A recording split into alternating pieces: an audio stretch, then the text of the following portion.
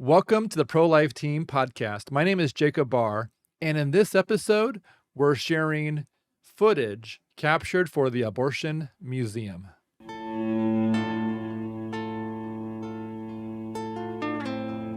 So Jessica, I'm excited to have you on the ProLife Team podcast. Would you introduce yourself as if you were speaking to a group of, people interested in this museum exhibit on abortion and feminism? Yes, of course. Thanks for inviting me to be part of this. My name is Jessica Andreae, and I am the Director of Operations at ProLife Ministries, which was founded by Abby Johnson. I'm also co-founding the Center for Women's Equity Development and Leadership at the University of Wisconsin-Stevens Point. I'm a mother, I'm a grandmother, and I'm actually a widow since my husband died, unfortunately, in 2020. Okay. Well, so I've got these 20 questions about abortion and feminism. Are you ready to begin? Yes, let's go for it. All right. So the first question is, what is a woman? What is a woman? A woman is an adult female human being designed and created by God to be the counterpart to man, equally worthy, equally valued, and equally loved. Perfect or awesome. To the best of your knowledge, are women in America mostly pro-choice, pro-life, undecided, or something else? This is an interesting question, and one that our team at Loveline and ProLife Ministries seeks to work daily to influence the outcome. I'm really hopeful that when women are invited into conversations where they are welcomed, respected, and asked to share their story and perspective, that will then lead to them being open to being influenced to become pro-life. However, for decades, I really feel that the body of Christ has neglected their responsibility to balance love and truth about this issue and lead the way for not just women in our country, but also for the men. Abortion is not a political issue. It's a spiritual issue. It's a life and death issue. And the church, meaning inclusively Christ followers everywhere, should never have become silent on this topic. Yep, that makes sense.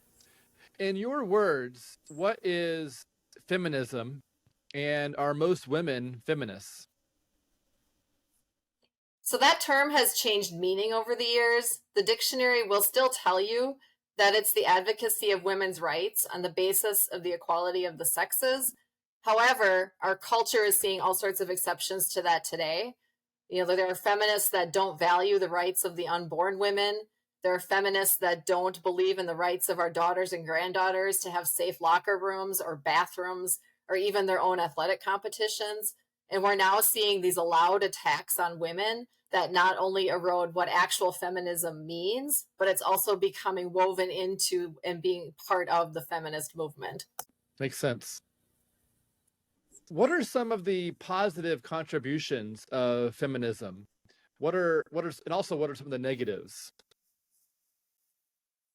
I'm really thankful for the rights that the feminist movement have given me. I'm thankful for the right to vote.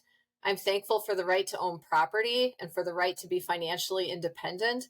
In earlier times, as a widow, I would have needed to rely on family members or remarriage to continue to have a sustainable life. And I'm very thankful for the right to an education.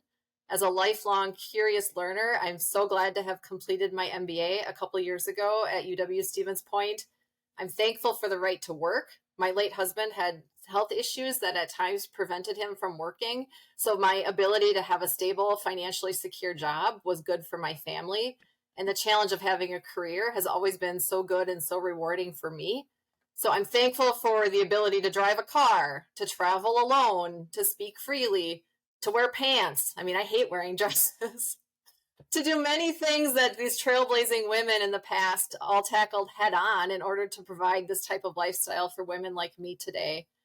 And I think we've already covered some of the negatives, the negatives that we'll get into about abortion coming up. But then there's also the lie that hormonal birth control is good for and contributes to the quality of life for women. I think we're really just at the tip of the iceberg in discovering what that's done to us as women, as well as to our daughters, both mentally and physically. Makes sense.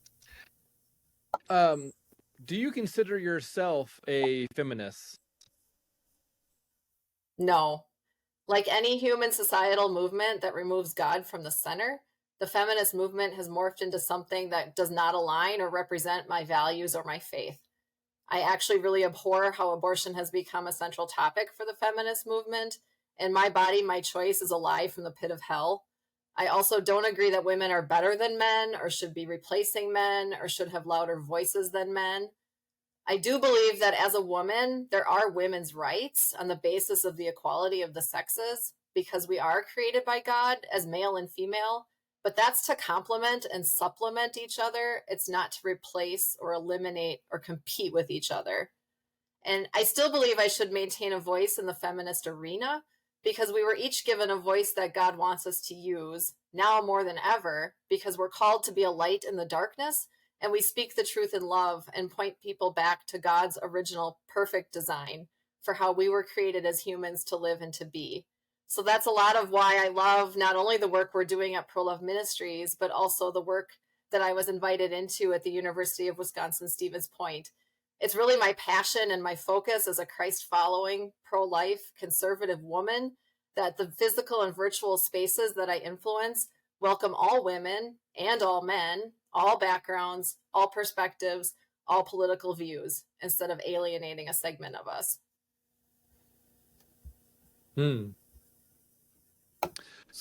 That's good. So feminism, gender, and women's issues are politically charged topics that candidates often use to drum up votes, motivate their base, demonize political opponents. When those topics are combined with the topic of abortion, candidates can swing a lot of votes in their favor by saying the right thing about feminism and abortion. In your view, how can female voters avoid being taken for granted and stay principled enough to navigate through the rhetoric and manipulation? So I really believe it's crucial that we go back as a society to welcoming civil debate across our country. It seems like that it's an art that we lost during my lifetime, and we really have very few public arenas that actually believe in iron sharpening iron.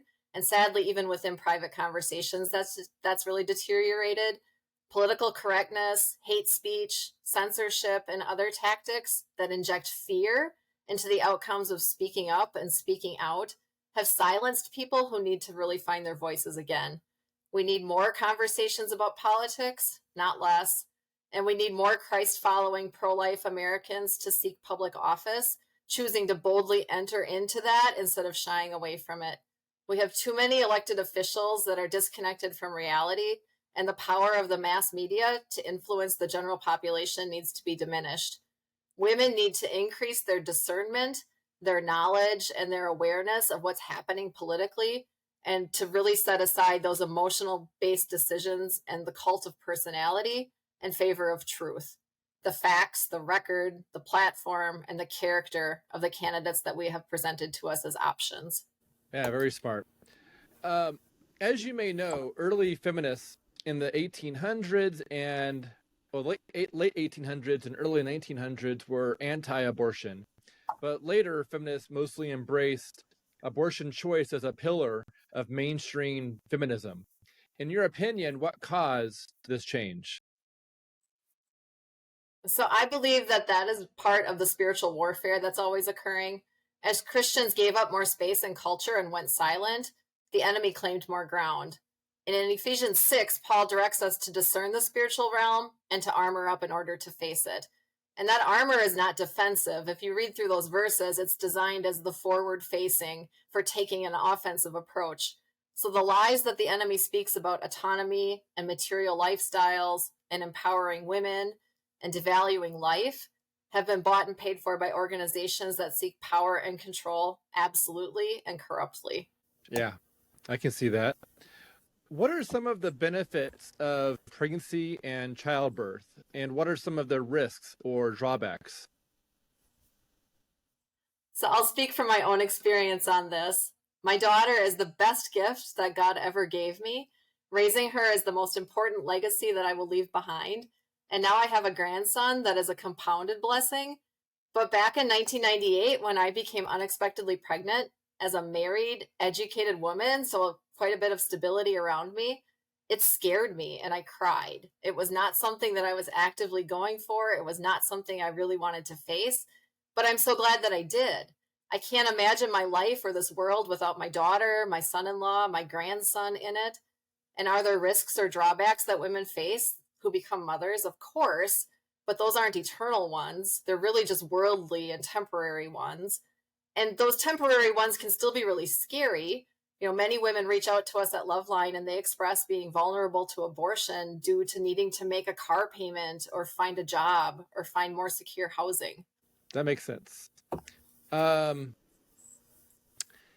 Every pregnancy has some risks. Do those risks help justify abortion choice policy? No, risks exist everywhere. Interestingly enough, before I joined ProLife Ministries, I spent over 20 years in the insurance industry, and I actually have a designation that is an associate in risk management. So risk is unavoidable no matter what topic we're talking about. Property is at risk for weather exposure. Employee groups are at risk for workplace shootings. Driving a car carries all sorts of inherent risk for bodily harm and property damage. And pregnancy has risks as well. But if we let the fear of risk paralyze us and numb us and keep us from acting, keep us from stepping into an opportunity, that's not living. It's not freedom. It's really bondage. Yep, that makes sense.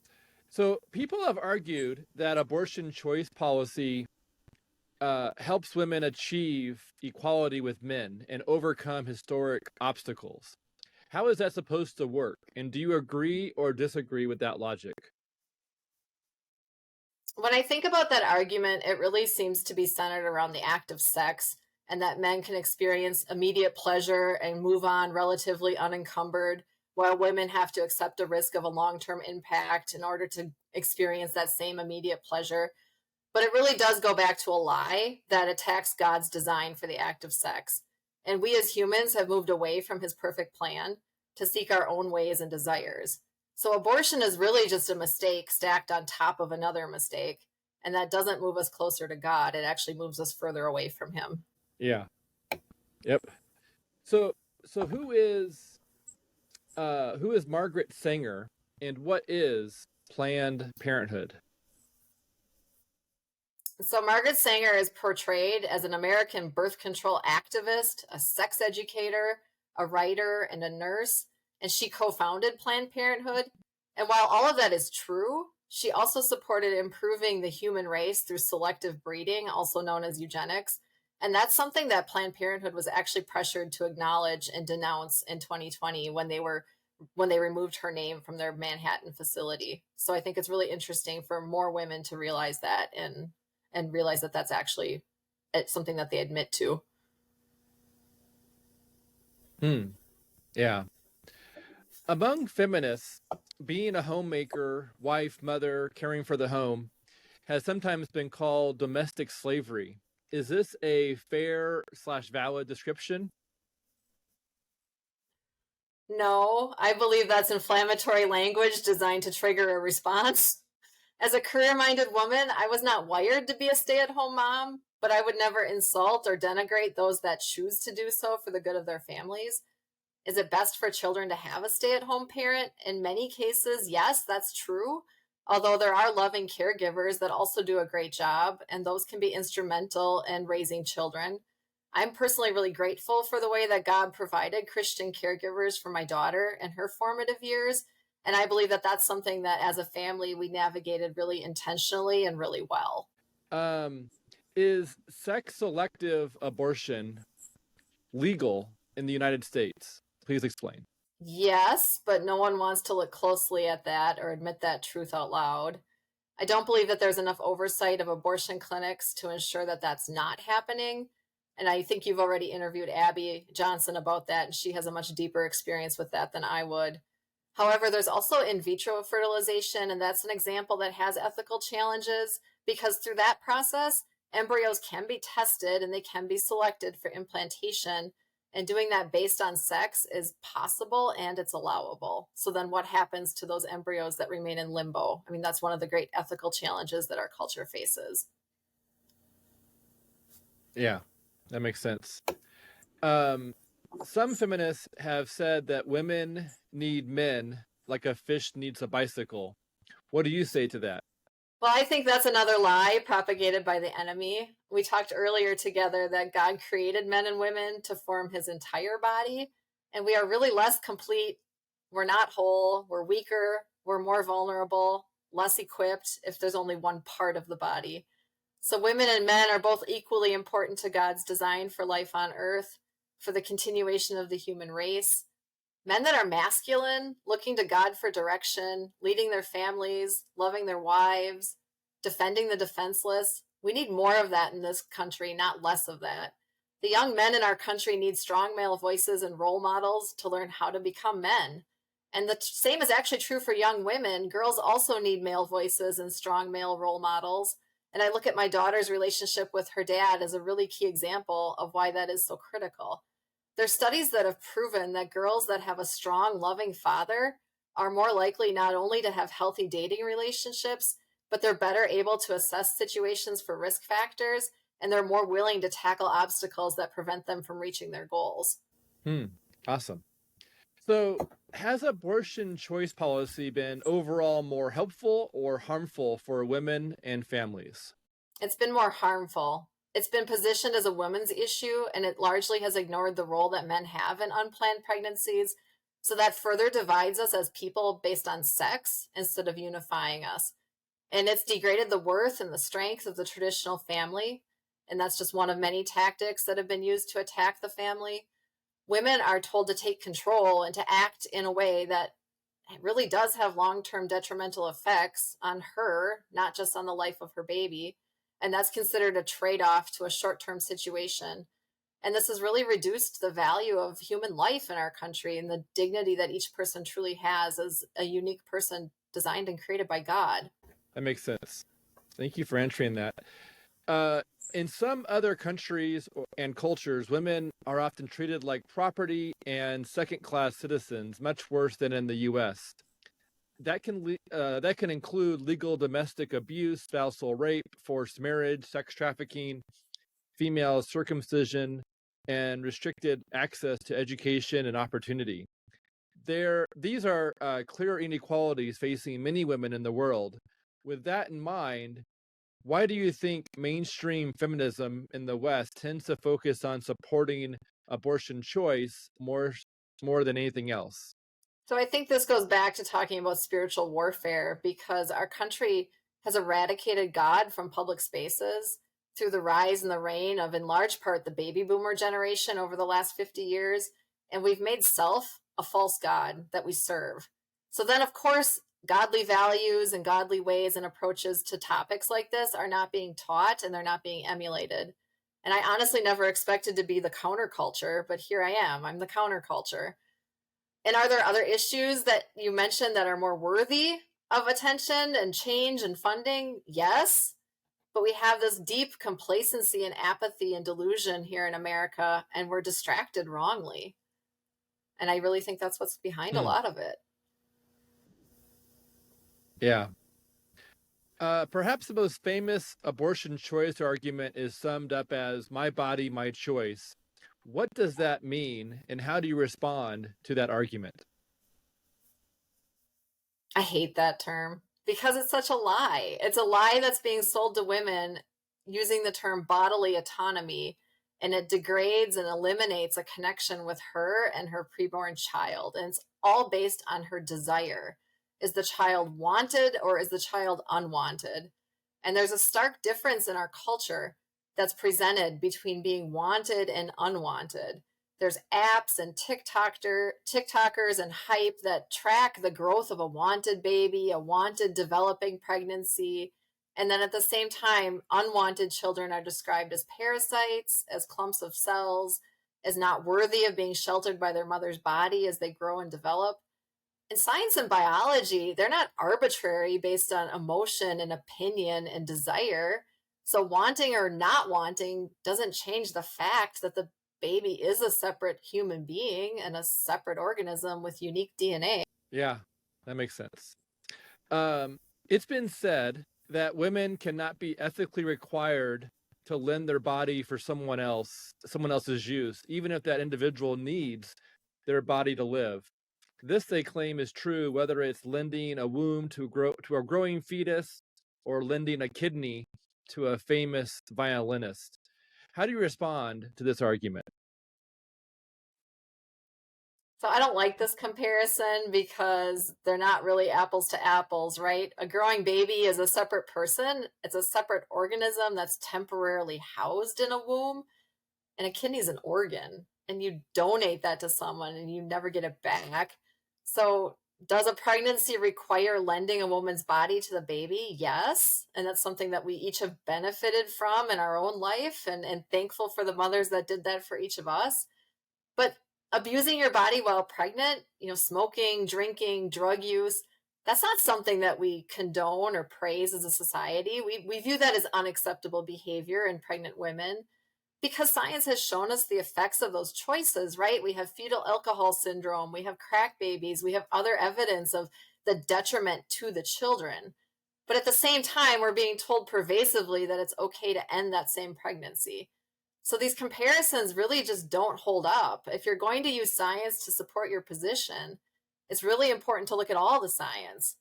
And we hear it said that if there were a window into the womb, abortion would be less acceptable.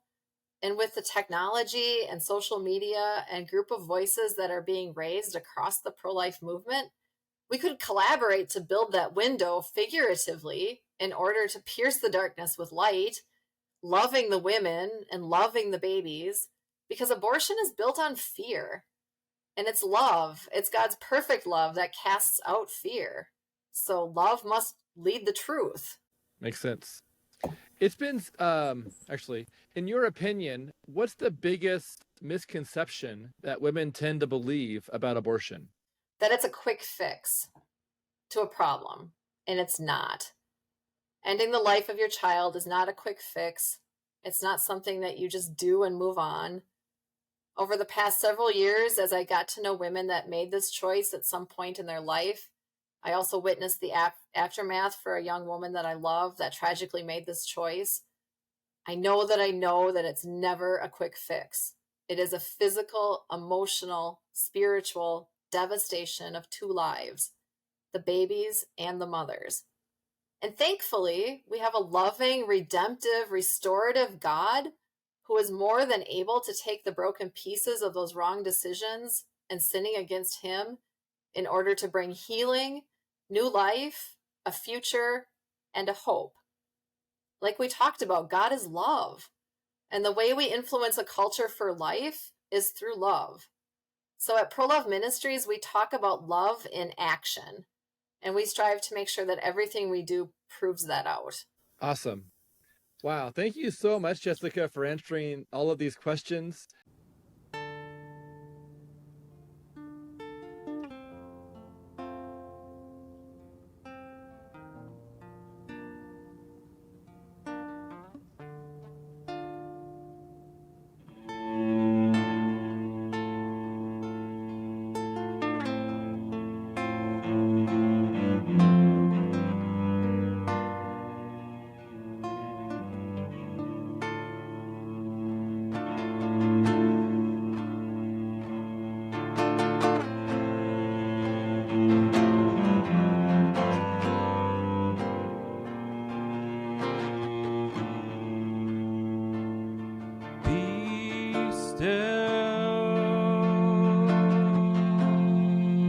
And know that I am God.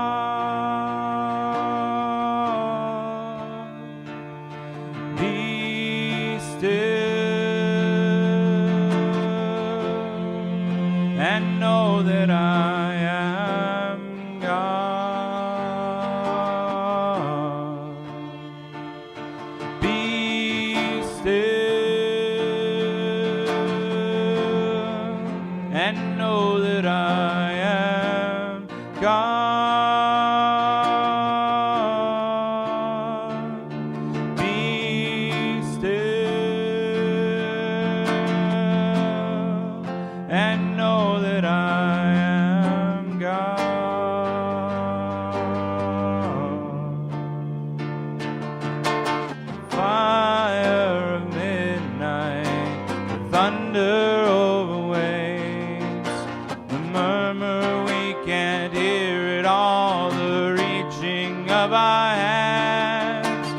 alibi of the broken, a wish inside the earth, the chorus of our questions, all creatures of the earth, be still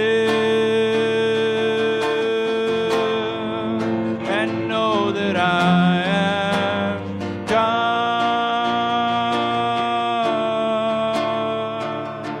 Be still and know that I am God.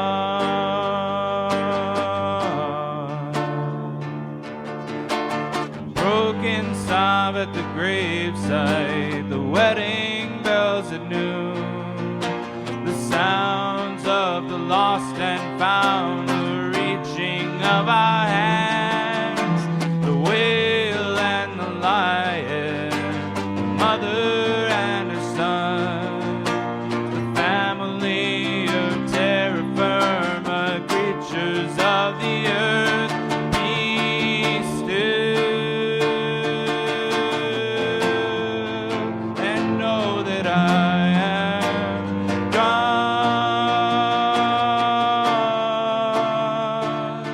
Be still and know that I am God.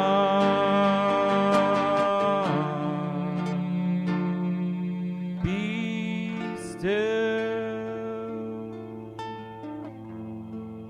and know that I am God. Be still and know that I